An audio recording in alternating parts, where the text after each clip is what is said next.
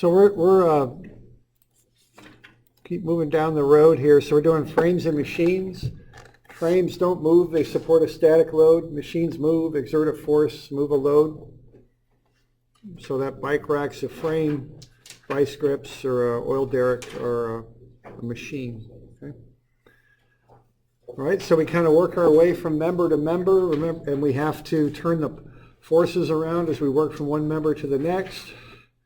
We can take forces from a pulley and put them at the pin. That's probably the easiest way to handle them. Retain the angle on the cables and then just place them at the pin. You move them two at a time, so you have to move both cables to do that. And then we can't make that two-force member assumption like we do on a truss because all the members are not two-force members. So what we do here is we break these things up into exploded views and make free body diagrams out of each of the pieces and then work through. So on this first example here, we took a moment about A. We found FBD at 4688. Then we found AY and AX.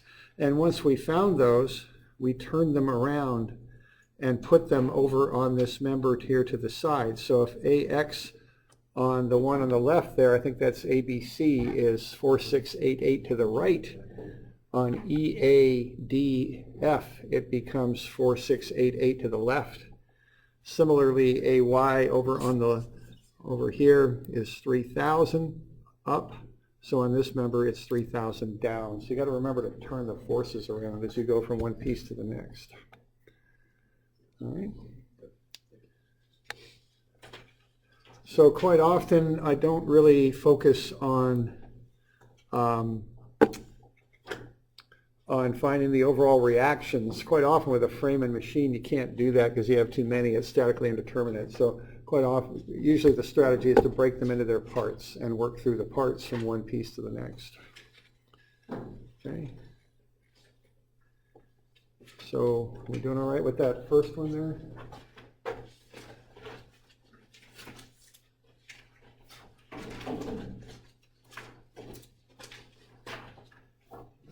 Let's look at another one here that has a pulley on it. It's on page 580. All right, so page 580 there, we've got two pieces. We've got ABC and we've got DCE. And we have that pulley there at E and that cable connects up at B, 26-degree angle there. All right. So let's find the forces acting on ABC. For starters, do you see any two-force members on that thing?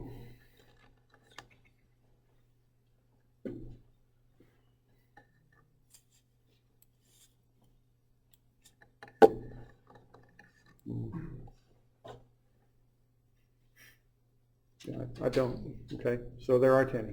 Okay, so don't invent them. Some of them have them, some don't. This one doesn't. Okay, so if it doesn't, it doesn't. All right. Now, it does have the cable, but that's about it. So we do want to handle the cable there. So what we're going to do with that cable is we've got it at B at a 26-degree angle, so I'm calling that an unknown tension T. And I've also got it at E, although I've only shown part of it. See, what you can do with this cable is you can take it and move it to the pin at E, so that would also have a tension like so. All right. So I'm taking the angles of this cable and moving them off of the pulley into the pin. That makes the geometry on what you're trying to do simpler, so that's the normal way to approach that. All right, so now I want to finish up by making these things into free body diagrams, okay? So I'm going to approach that, like what?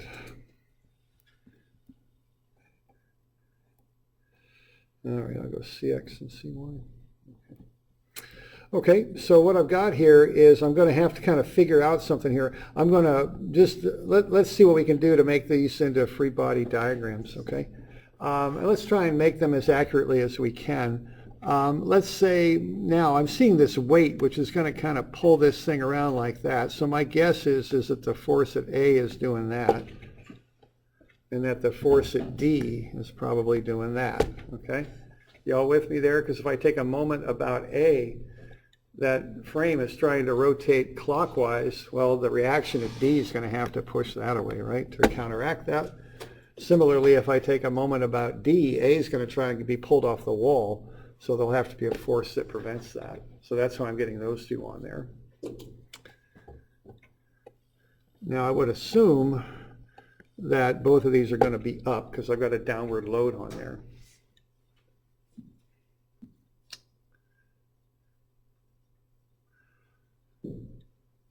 Now I don't have to get these right. If I get them wrong, it's no big deal, all right? So, you know, I'll just get negative answers is all. So I'm not too worried about it. And then I've got the one at C, all right? And I guess I better peek ahead because I don't want to do it one way then do it another of my solutions. So I got right and up on the flat one, okay? So what I'm assuming there on this one is to the right and up. So that's CY and that's CX. Now, if I make that assumption for the flat piece, what I got to do at C on the angled piece is make the opposite assumption. And that's one of the key things about these frames and machines. You have to remember to turn the forces around as you work from one piece to the other. Okay.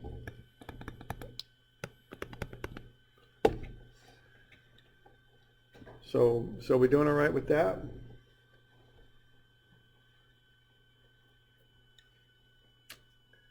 All right. All right. Okay. Now, what's T? What is the tension? What does it equal? Yeah, 6,000. So anywhere in that cable where I've labeled it T, that's actually just 6,000.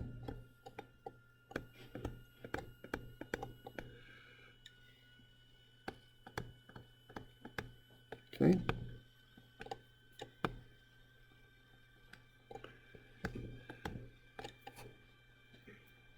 So there we go. All right, now what I'm noticing here is I've got 4 unknowns on the flat one on the left, and I got 4 unknowns on the angled one on the right. Neither of those I can just work directly out with statics. So I'm going to have to do some things that are a little bit trickier here, perhaps. Now there's different ways I can approach that. But one thing is, if you're using standard XY axes and you've got a flat piece or a vertical piece, you still can do some statics on it. So if I want to work on that one on the left and I want to take moments somewhere to help me solve this out, where might I take them to get me some, where I could get some information? Yeah, I think right there, right? Take a moment about D, because if I do that, dx goes through D, dy goes through D, and so does cx. So I can solve for cy if I take a moment about D. Okay? So that's how I would very likely approach this. I'd start with the piece on the left, DCE, and take a moment about D.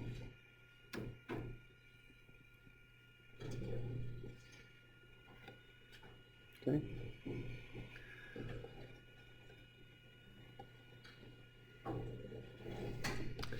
So if I do that, what do I got there? I got sum of moments about D, and of course this is static, so it equals 0. And I'm going to have, what, 1.1 times CY. That'll be positive because that's going up around counterclockwise. And then I'll have plus 1.1 and 0.7 make 1.8 times sine of 26 times 6,000.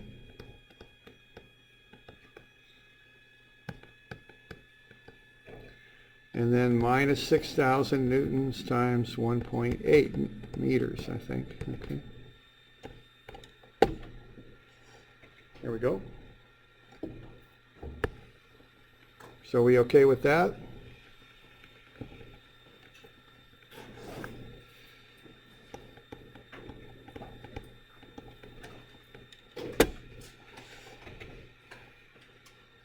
And now we can solve for CY.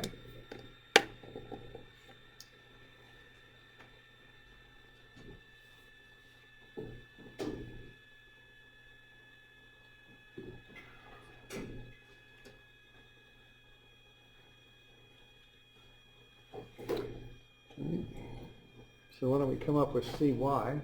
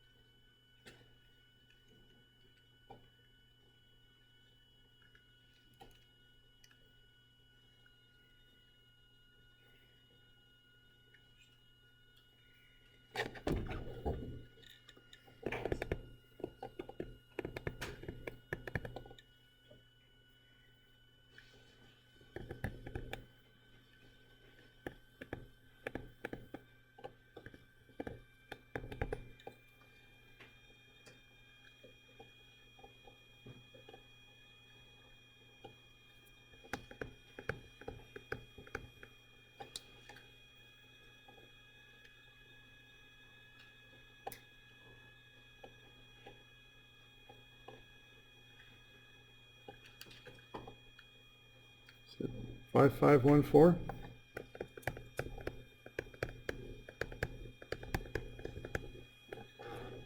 Something like that. Is that good? So we're good with that? And once you get that on the one on the left and also on the one on the right now, because see, that's the trick here. Once I find CY on DCE, I can also put CY on ABC. I found it on DCE, but I could use it on ABC. So being as that's the case, I can solve this thing out, even though I've got 4 unknowns on both members. See, I can kind of jump back and forth between the members. That's the idea here.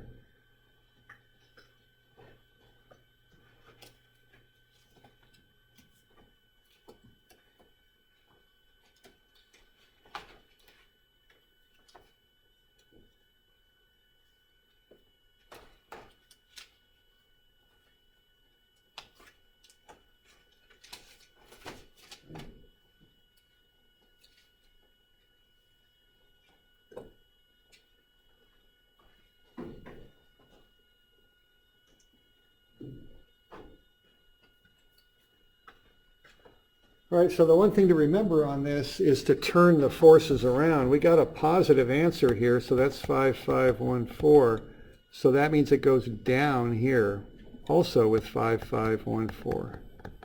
Okay, so if it's up on DCE, it's down on ABC. So you got to remember that, okay? So what's happening here apparently is about D here. This thing's being rotated like this, so at C it's got to pull up to prevent that. But then if you look at the perspective from ABC, if it has to pull up at C, what's going to happen on this piece here is that member's pulling down on it, see? That's what's going on. So you have to remember to turn the forces around as you go from one member to the next. That's the deal. Okay?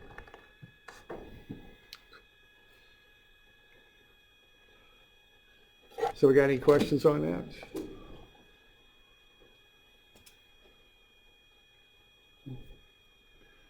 All right. What's our next move here? What would you do next? Yeah, a moment about A. So why don't you do that? And the goal here is to find CX. See, point C is kind of the key to solving this because it's on both members. So you can work it back and forth and get CY and CX. Okay?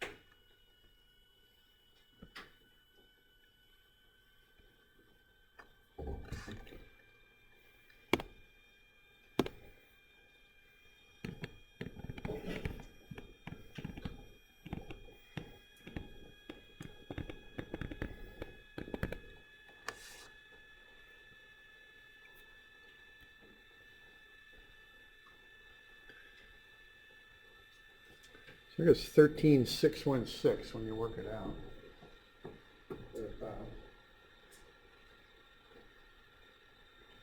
All right. 13,616.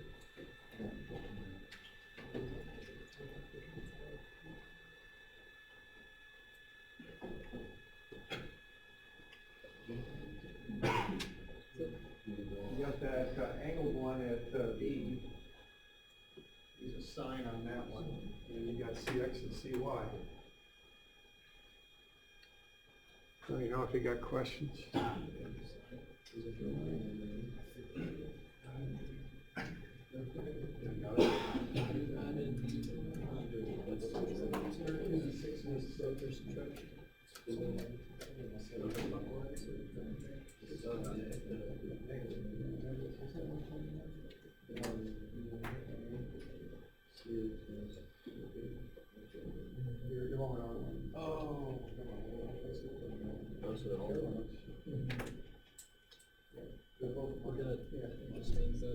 Yeah, it's 0.8.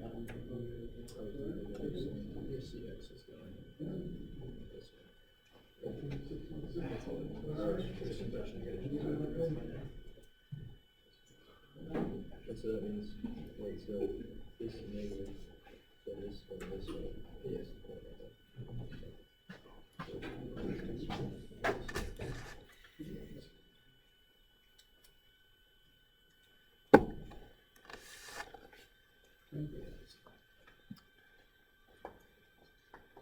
Sum of MA is 0, so negative because it'd be clockwise. That cable force is pulling somewhat down, so that'll come clockwise.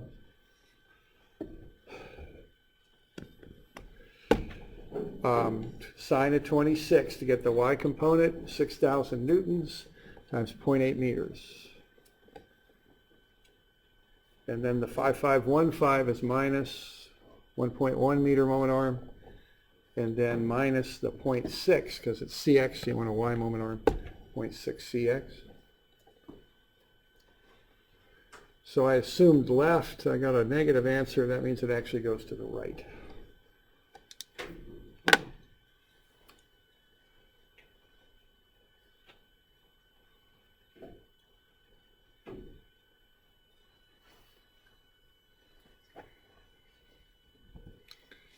So we're doing all right with that? So we want to find the forces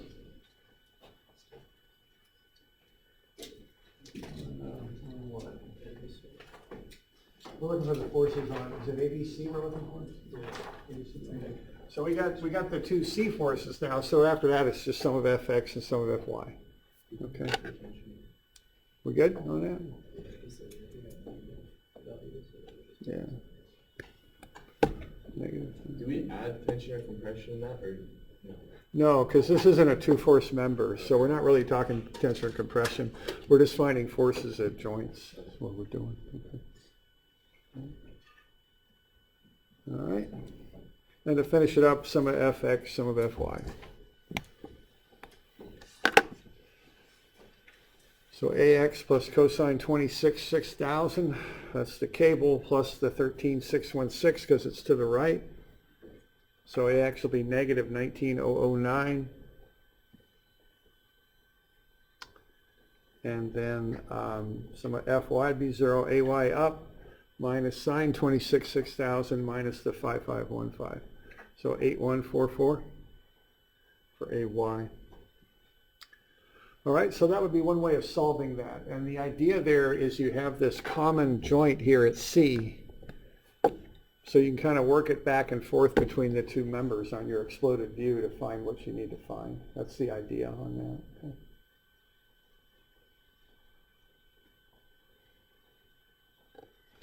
All right.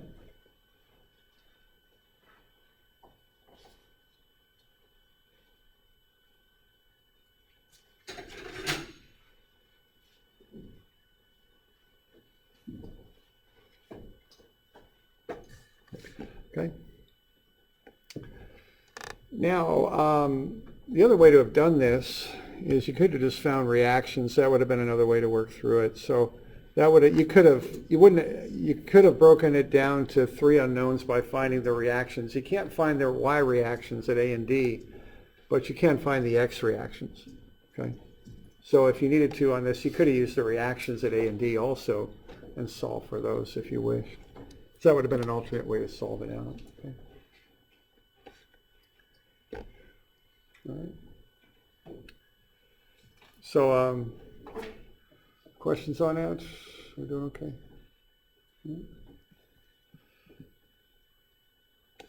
All right, let's have a look at this one here. This is those first two are frames. This one's a machine. I guess the point of this thing is to clamp the pipe at G, okay? So what we're going to get out of this is mechanical advantage, okay? What's that now? Yeah, that's my personal design. I haven't patented it yet, but I don't know if I'll get around to patenting that. It probably won't be worth it, but anyway, it's just to be complicated, I guess. So what we're doing there, we're going to find the clamping force at G. Now, do you see any 2 force members on that one? Yeah, I think so. Look for 2 pins and no applied load. Right there, okay? So that's a good one. All right, now you kind of work your way from what you know to what you don't know. All right, so what I know is this.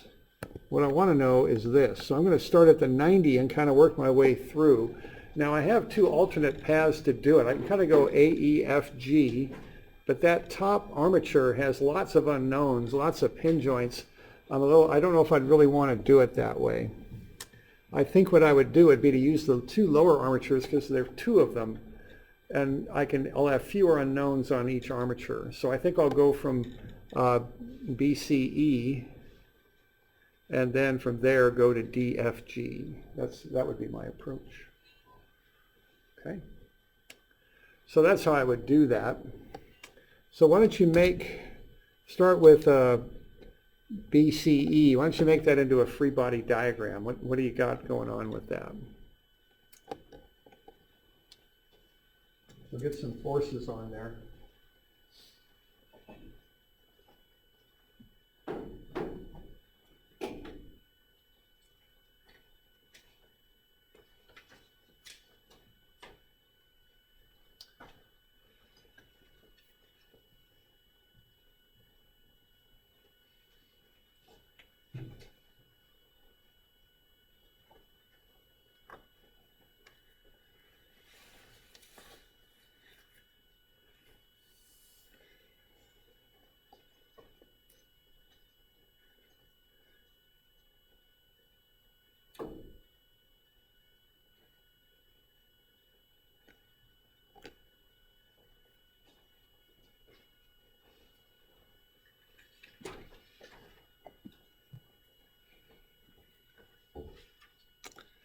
All right. So what do we got going on there? We've got a 2 force at C, right? I think that's probably going to pull down. I mean, I'm not 100%, but I'm pretty sure that's what that's going to do. And then I've got the forces at E, EX and EY. So there's my free body diagram, okay? Now I'm going to start at what I know and work towards what I don't.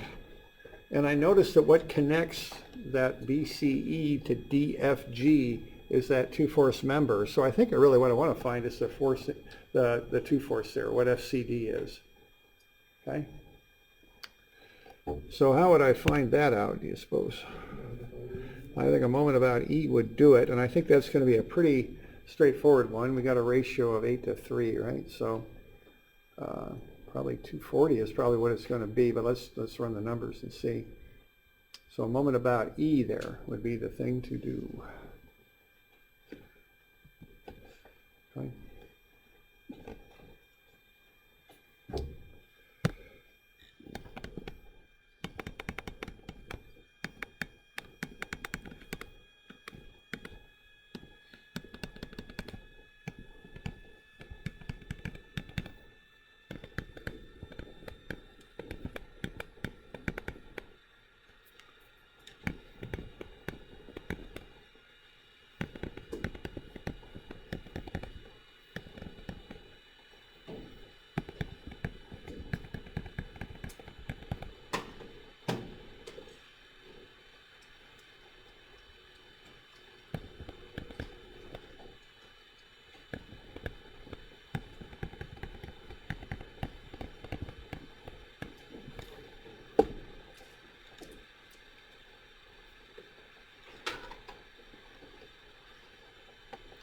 240 newtons. Okay. Now, my goal here is to find the clamping force. That's all I need to do. So keep in mind, to stay efficient, there's no need to find EX and EY. I don't need them. See, what the two-force member does is it connects BCE to DFG. So I'll just go on over to the next member to find the clamping force, okay? There's no need to find EX and EY. So why don't you get a free body diagram going of DFG.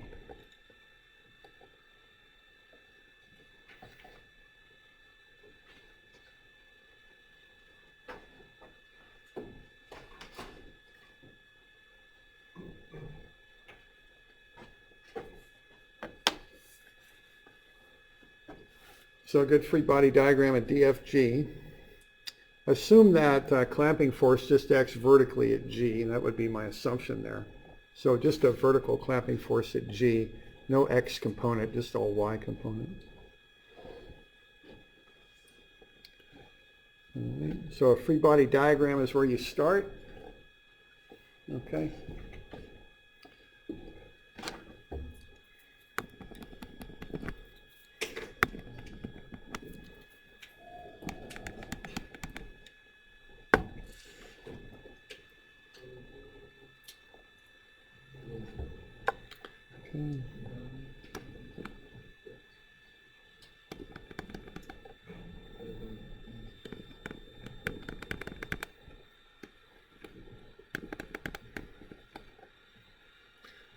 All right.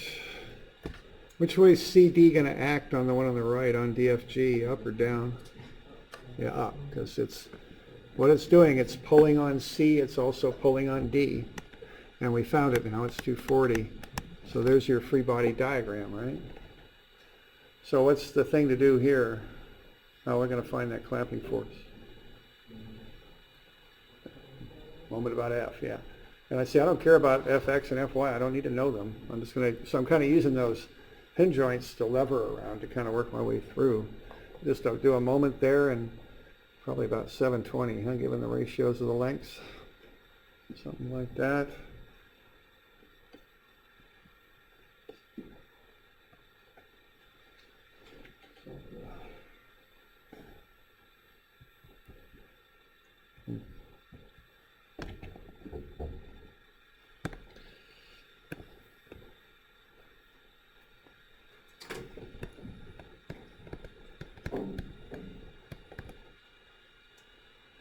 So sum of F, MF is 0, and that'll be, I don't really have a good place to write here. There we go.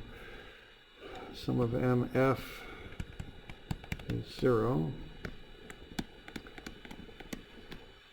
That's minus 240 newtons times 0.09.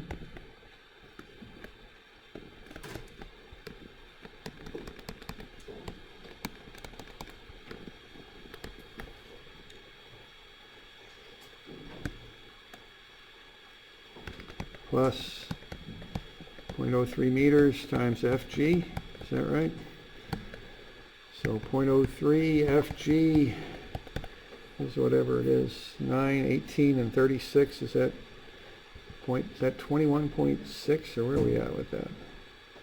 No, it's 216, no, it is 21.6, huh? Okay. Wow. Okay, there we go.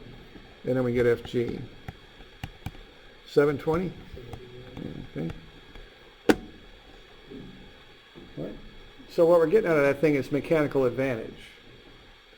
We're taking our 90 Newton force that we apply, and by the use of levers, we're getting that up to 720. Now, if you have like a hydraulic jack, which usually have those scissor jacks now that you rotate, but back in the old days, they had hydraulic jacks. They had like hydraulic fluid in them. They had a lever that you cranked up and down, and then they had the jack that lifted the car. You could lift your car with that, right? Now, obviously, you can't exert enough force to lift your car with your arm. You exert a small force, and you can lift it by using that device to get you mechanical advantage. What's the price you pay, though? If you want to lift your car a foot up, what do you got to do? Yeah, you got to, you know, if you're, I don't know what, you're magnifying your force by 20 or something, you got to move this crank 20 feet down repetitively over and over again and get 20 feet of travel there to lift the car a foot. So what you gain in force, you lose in distance. That's the price on mechanical systems. Okay? You okay with that? We're good? All right. All right. So the thing on this one is you start at what you know, you work at what you want to know, and also don't hang up on finding everything if you don't need it. If you're just finding the clamping force, you can skip right over that joint at C and the one at F. Okay. All right. Let's look at a pulley system. Here we go. Find the required force F to hold up the 600 Newton block. All pulleys are frictionless. Also find the force at pin A and in cable DC. Okay. So this is kind of that free body diagram thing, and it's also the don't think too much thing. Okay. You want a free body diagram of that pulley at B. Let's get a free body diagram going to the pulley at B. So let's keep that kind of simple and knock out a quick free body diagram for that pulley at B. The other thing I guess I would mention on these is what I like to do is follow the cables through and get a good idea how many cables I'm dealing with here. This one looks like it attaches on the back, wraps around, and does that. So I think I got one cable that I'm pulling with a force of F on, okay? So that's one cable.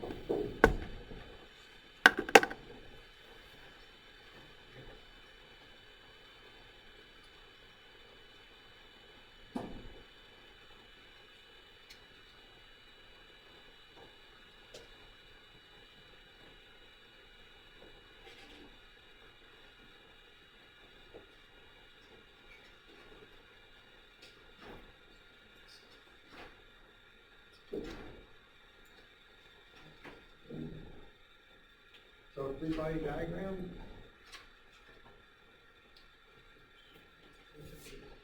And the deal with free body diagrams is when people have trouble with them, they make them too complicated.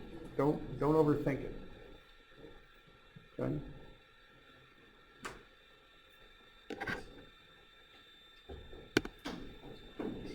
Okay, and one thing that can be helpful when you're drawing up a free body diagram is the idea of boundary. You know, forces are caused either by force fields, which for us is gravity, and that translates to weight. Do you got the weight on that thing when it's being holding up? Yeah. Okay, so we got that. And so the only other type of force is caused by physical contact. So to exert a force on that pulley, there has to be contact. Okay, so that's how I think about this. So then I think about a boundary. Okay, I'm going to draw a boundary around that pulley. Okay. So there we go. There's my boundary. I think that's going to be 600 newtons, right? Now what I've done, I've cut through 3 cables, right? Now what do cables do? What do we know about cables? They got to pull, right? So there's 3 of them, so they're going up. And then the force in a static cable is everywhere the same, right? So the force in every one of these is F. So there's my free body diagram, okay? 3 cables hold it up. And they're all going to have the same force. So see, once I've got that drawn, solving this thing out is pretty straight up, right? I mean, there's nothing much to it. But you do have to kind of draw the thing up and understand it for what it is, okay? So 3 forces pull up. Sum of Fy is 0, and that'll be 3 times F minus 600 newtons. So I think the force in the cable there is 200 newtons. Okay. So if you're a millwright or something, you can take classes on how to rig things and move them around and do all that. See, you don't need a cable that's rated at 600 newtons to hold that. You can have a cable that's rated at 200 newtons, as long as you use a pulley in there and wrap it as shown. Now, if you want to lift that and let's just say we lift it at a constant velocity, so we're still doing statics, you just got to pull at 200 newtons. But again, if you want to lift it a meter, you got to pull 3 meters of rope. That's the price you pay. Right? Okay. So that's how that would work. So we okay with that? So we good? So what's the force in cable CD?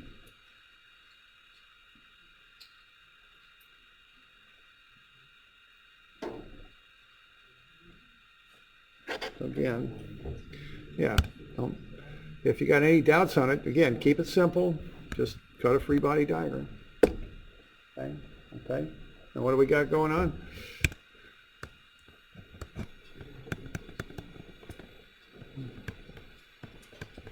We know the force is 200, so we got 200 and 200 down, 400 up, right? Okay, we good? So sum of Fy would be 0. FCD minus 200 minus 200. Sorry, I'm a little sloppy here. FCD is 400 newtons. Okay, right? So that's how you handle these pulley problems. Just cut. First, you do want to identify how many separate cables you've got. And if you ever want to see some really creative pulley systems, look in a statics book or a dynamics book. They seem to put some pretty crazy ones in there. But you do want to identify, how many individual cables you've got. And then just cut free body diagrams around the pulleys. And don't overthink it. Cables pull. That's all there is to it. Okay? All right. So we got that. We got that. We did that. Oops, we did that. Now how about the pin force at A? If you're going to design that pin at A, what are you going to design it for?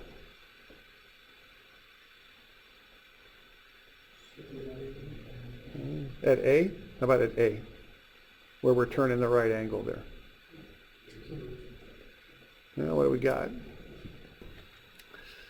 So there we go. So there's the pin at A, 200 going both directions. So I think we got one cable going in the X and the other going in the Y.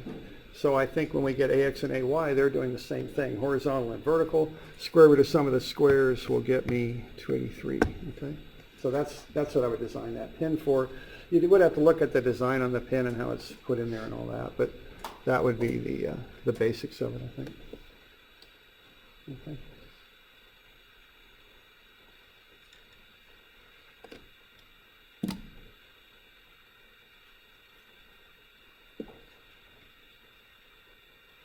So we good with that?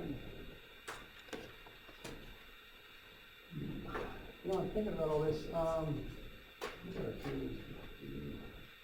Why don't we just kind of I'll give you some of these, and we'll make them due next Wednesday, okay?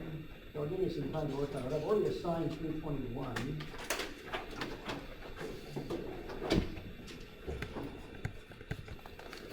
$322, I think that's a good one.